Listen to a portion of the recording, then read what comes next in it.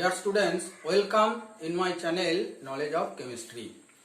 আমি তোমাদেরকে আগের ভিডিওতে দ্রবণের সংখ্যাগত ধর্ম এবং হিমাঙ্কের অবনমন সম্পর্কে ধারণা দিয়েছি। তার কারণ সম্পর্কে তোমরা জেনেছো। আজকে হিমাঙ্কের অবনমন সূত্র অর্থাৎ রাউল্টের সূত্র নিয়ে আলোচনা করছি।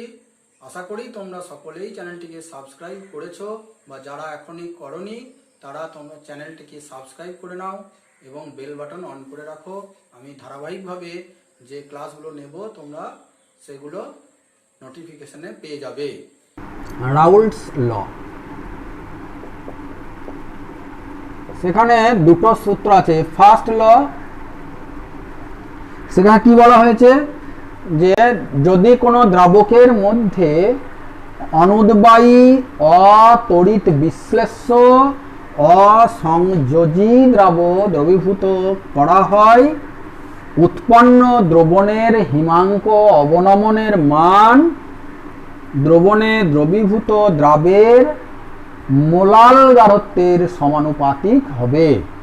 The depression of freezing point of the solution containing non-volatile, non-electrolyte solute particles will be proportional, directly proportional to the molar concentration. TF dash TF dash delta TF varies M molar concentration, molality means M समान W2 into 1000 by W1 M2.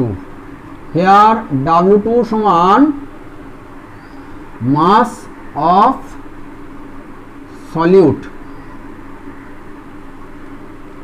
W1 समान mass of solvent, M2 समान molecular weight of solute. Molality means number of moles of solute dissolved per 1000 gram of solvent. Molality M is equal to number of moles per 1000 gram solvent. This is molality. Or delta TF is equal to KF M. What is KF? KF is a constant called cryoscopic constant, cryoscopic ধ্রুবক। এই ক্রায়োস্কোপিক constant KF কি বিষয়ের উপর depend করে? KF দ্রবের প্রকৃতির উপর depend করে না। It does not depend upon the nature of solute, but it depends upon the nature of solvent. দ্রাবকের প্রকৃতির উপর নির্ভর করে। H2O KF সমান KF of H2O সমান হবে 1.86 kelvin KG mole to the power -1। But for benzene, জলের হিমাঙ্ক জানো 0 ডিগ্রি সেন্টিগ্রেড, আর বেঞ্জিনের হিমাঙ্ক 5 degree centigrade. Freezing point of benzene C6H6 is 5 degree centigrade. Here KF of C6H6 এটা আলাদা, সমান হচ্ছে 5.12 kelvin KG mole to the power -1, যার হিমাঙ্ক 5 ডিগ্রি সেন্টিগ্রেড। KFটাও কিন্তু আলাদা। তার মানে দ্রাবকের প্রকৃতির উপর নির্ভর করছে। অ্যালকোহলের ক্ষেত্রে এটা হয়ে যাবে 1.19 C2H5OH। KF of C2H5OH সমান 1.99। Clear, kelvin KG mole to the power -1। তার মানে এখানে প্রকৃতির উপর ডিপেন্ড করছে। অ্যালকোহলের স্ফুটনাঙ্ক প্রায় -117 ডিগ্রি সেন্টিগ্রেডের কাছাকাছি হবে। তার মানে কেএফটা নেচার অফ সলভেন্টের উপর ডিপেন্ড করছে। আর একটা বিষয়ের উপর নির্ভর করে, সেটা হচ্ছে amount of solute dissolved, amount of solute dissolved, কতটা সলিউট ডিজলভ আছে।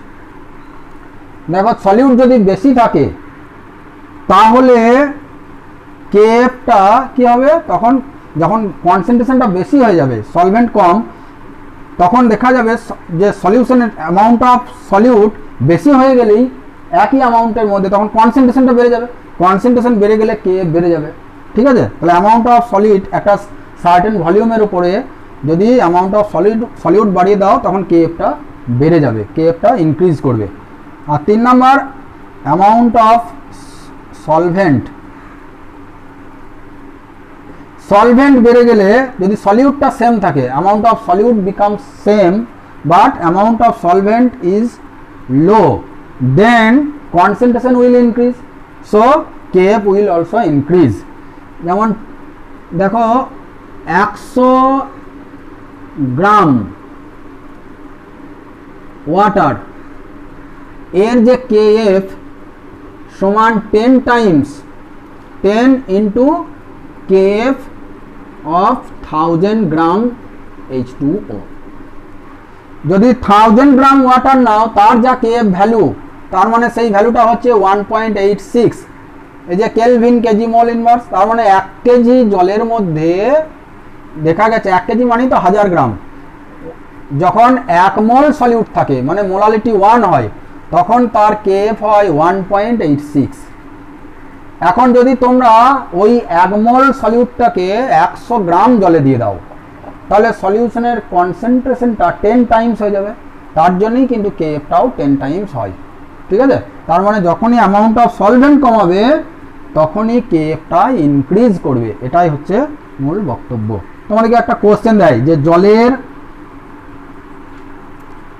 কেএফ সমান 1.86 kelvin KG mole to the power -1, তাহলে 100 গ্রাম জলের কেএফ কত?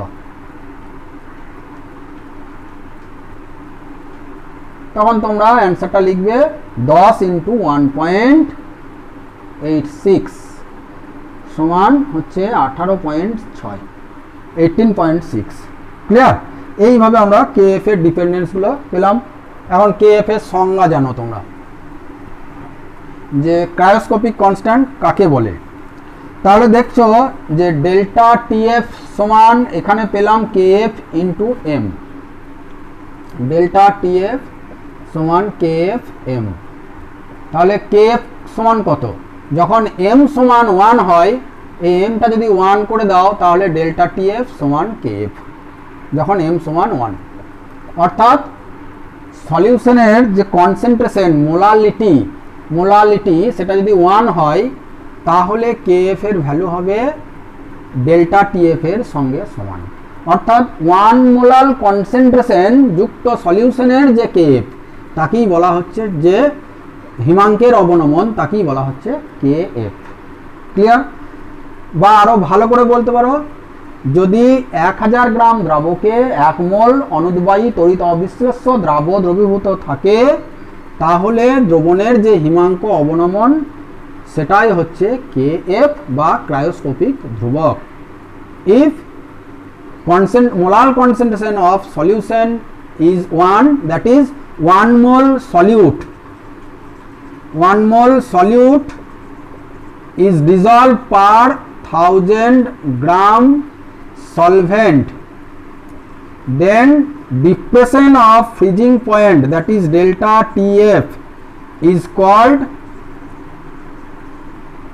KF or cryoscopic constant। এটাই হচ্ছে ক্রায়োস্কোপিক কনস্ট্যান্টের ডেফিনেশন। এইভাবে তোমরা ক্রায়োস্কোপিক কনস্ট্যান্ট জানতে পারলে। যেমন যদি বলে জলের KF 1.86 kelvin KG mole inverse আর মোল টু দি পাওয়ার -1, তখন তোমরা বলবে যে 1000 গ্রাম জলে 1 মোল অনুদ্বায়ী তড়িৎ অবিশ্লেষ্য অসংযোজী দ্রব্য দ্রবীভূত করলে 1.86 কেলভিন হিমাঙ্কের অবনমন হবে, অর্থাৎ দ্রবণের হিমাঙ্ক হবে -1.86 ডিগ্রি সি বা 273 -1.86 কেলভিন সমান, দেখো কত হচ্ছে,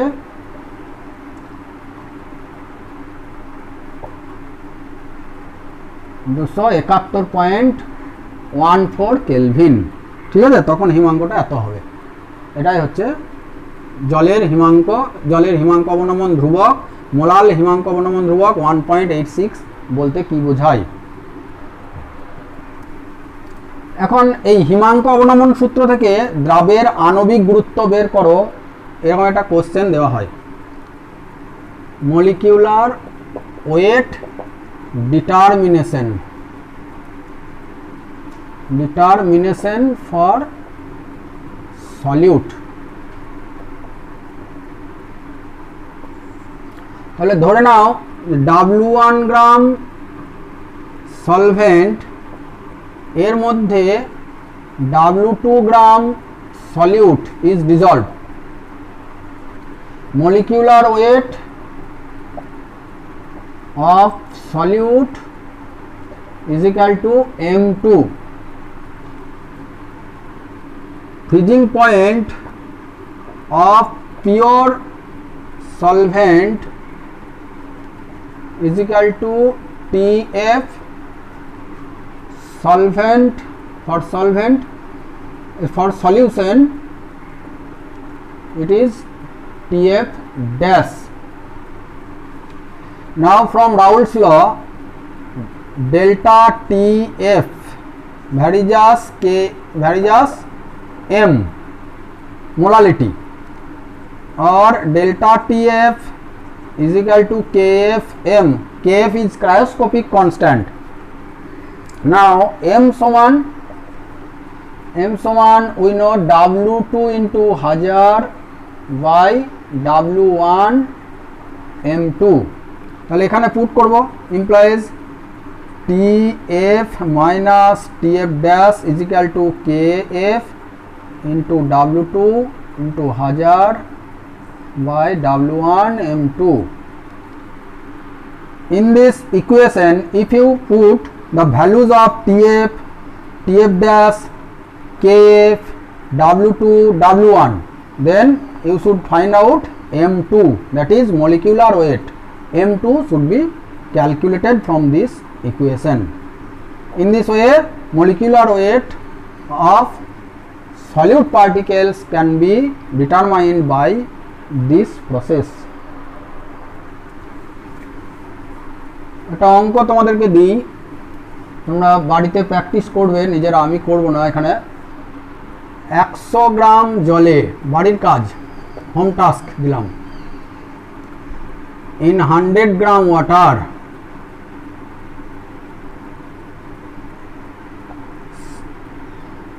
1.8 gram glucose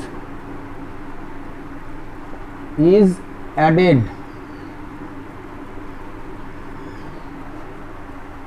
Find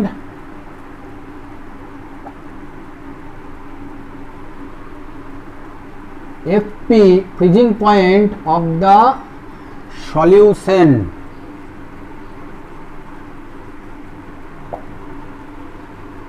Kf of H2O is 1.86 Kelvin kg mole to the power -1.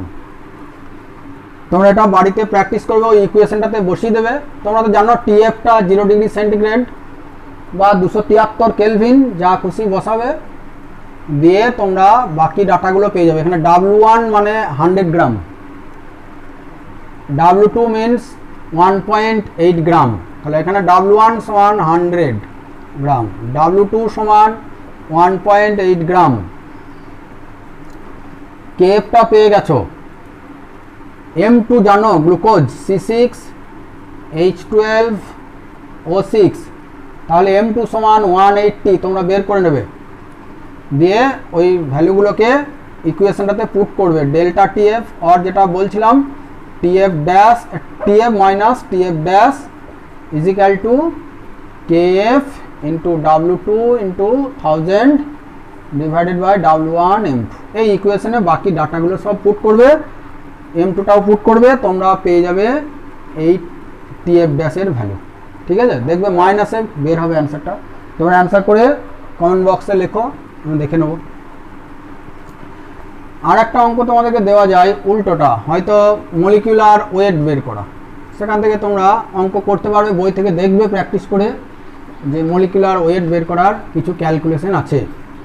এখন দেখো এই কলিগেটিভ প্রপার্টি থেকে যে সীমাবদ্ধতা বা প্রযোজ্যতা বা লিমিটেশন কিছু থেকে যায়। এই যতগুলো কলিগেটিভ প্রপার্টি আছে এবং সেখানে রাউলসের ল আছে, সব ক্ষেত্রেই কিন্তু একটা করে সীমাবদ্ধতা আছে। সেগুলো তোমরা দেখে নেবে যে এটা কেবল লঘু দ্রবণের জন্য প্রযোজ্য, অনুদ্বায়ী অসংযোজী দ্রাবের দ্রবণের ক্ষেত্রে প্রযোজ্য এবং তড়িৎ অবিশ্লেষ্য দ্রাবের দ্রবণের ক্ষেত্রে প্রযোজ্য। এগুলো হচ্ছে সীমাবদ্ধতা। আর দেখো 2 নম্বর যে থিওরি, সেই থিওরিটা তোমরা জানো, রাউলসের প্রথম সূত্র সম্পর্কে আমি এতক্ষণ আলোচনা করলাম, এটা হচ্ছে দ্বিতীয় সূত্র। এটাতে বলা হয়েছে যে নির্দিষ্ট পরিমাণ দ্রাবক, একই দ্রাবক দুটো ডিফারেন্ট পাত্রে নিলে দিয়ে দেখা গেল প্রত্যেকটাতে আলাদা আলাদা অনুদ্বায়ী ও তড়িৎ বিশ্লেষ্য অসংযোজী দ্রাবক সমমোল পরিমাণে যোগ করলে, ধরো 1 লিটার একটা বোতল জলের বা পাত্র, এখানে 1 লিটার জল নিলে, আর একটাতেও 1 লিটার বা 1000 গ্রাম জল নিলে, এখানে 1 মোল গ্লুকোজ আর এখানটাতে 1 মোল সুক্রোজ বা চিনি দিলে দেখা যাবে যে প্রত্যেক ক্ষেত্রে হিমাঙ্কের যে অবনমন ডেল্টা টিএফ এখানে ডেল্টা টিএফ এর সঙ্গে সমান। অর্থাৎ নির্দিষ্ট পরিমাণ দ্রাবকে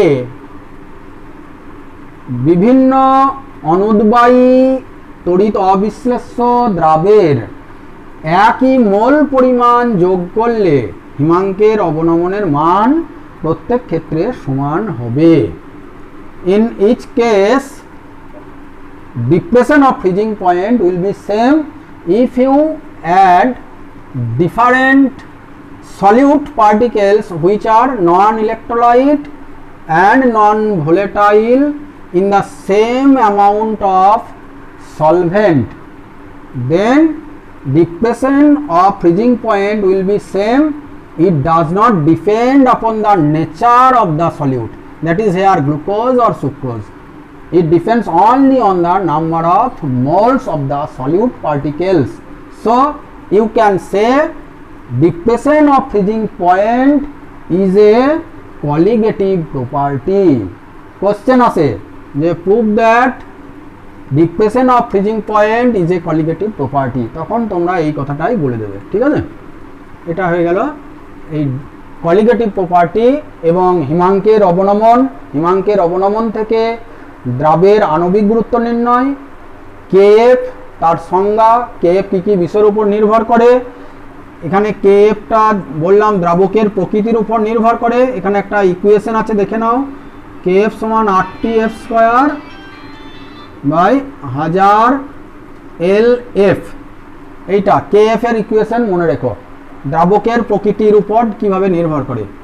আর তো জানো সার্বজনীন গ্যাস ধ্রুবক, ইউনিভার্সাল গ্যাস কনস্ট্যান্ট, টিএফটা হচ্ছে হিমাঙ্ক, এটা কেলভিন, টিএফ হচ্ছে কেলভিন এককে